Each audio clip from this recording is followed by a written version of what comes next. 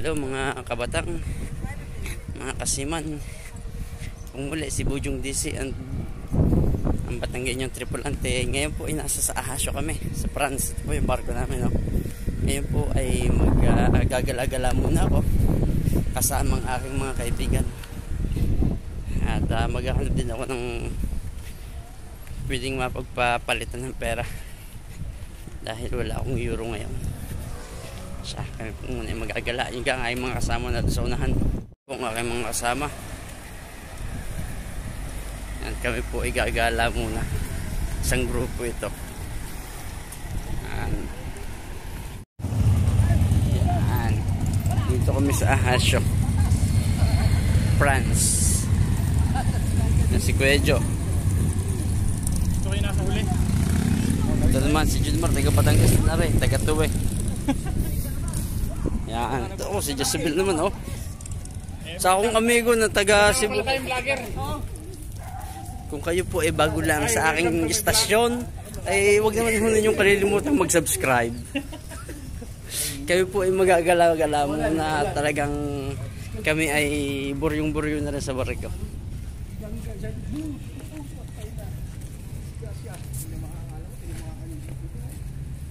Yan ang aming barko. Napakalaki, pero may mas malaki pa ako sa Rhea.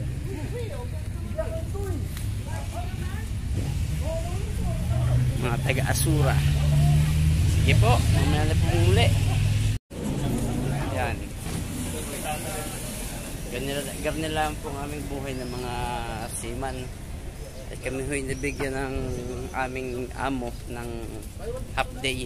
Kaya lahat kami nakalabas. Kung tutusin na hindi kami makakalabas dapat. Dahil nga magagaling aring aking mga kasama sa trabaho, ay di kami binigyan ng half day.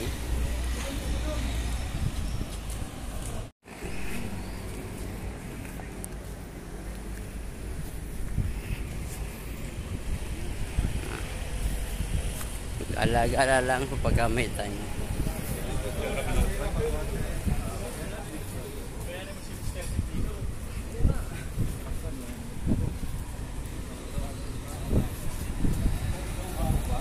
Ganyan po.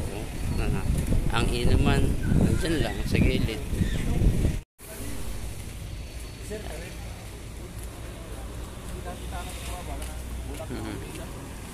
Kasama ko mga Bisaya, Tagalog.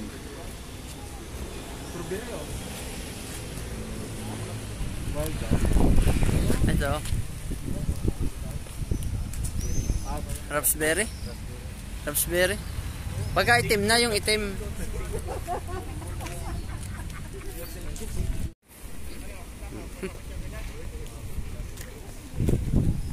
Magpipicture taking daw muna kami. Si Kuya Glenn, taga Davao yan. Barkada yan ni Duterte. Tsaka si Kuya Jomar. Ito po ang Ahasio. Ahasio, France. Alima sa dalawa. Ganito lang ang trabaho namin mga seaman. Pagka may pagkakataong lumabas, di lalabas. Eh maghapon na sa engine, hindi kami lalabas muna. Yan po ang seaside dito sa Ahasio. Ahasio o Ajasio. Yan, kami po ay magpapatuloy sa aming pamamasyal. At talagang sayang ang pagkakataon na kami mabigyan ng half day. Yan ang seaside. Tamot marami naliligo doon.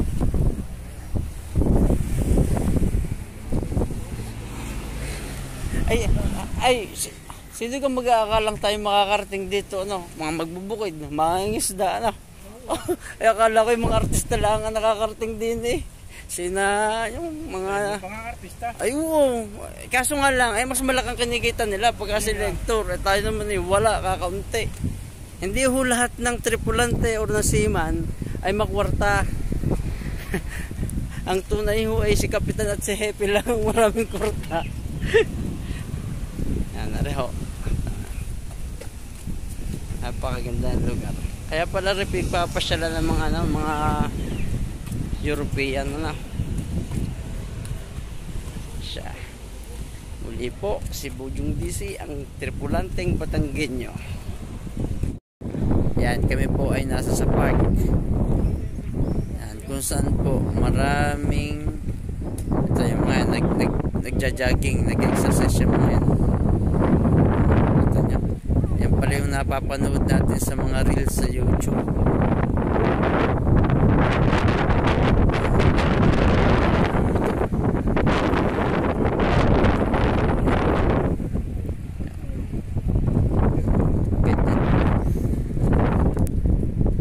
Disiplinado pala mga tao dito. Tumatakbo sila.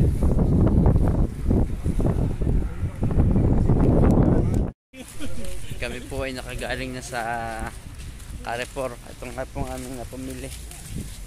Ako ay taga-dalalaang dahil ako ay walang euro. Kami po ngayon ay maglalakad na pabalik sa aming barkong sinasakyan. So kami po ay sasakyan sa barko aming sasakyan. Ito nga po ang aming barko. Yan. Nakapamasyal na po kami. At ngayon na po ay matutulog muna at may oras pa. Kung kayo po ay bago lang sa channel, huwag naman po nyo kalimutan mag-subscribe. Si Bujong DC po, ang tripulanteng Batanggenyo. Ingat po kayong lahat at God bless.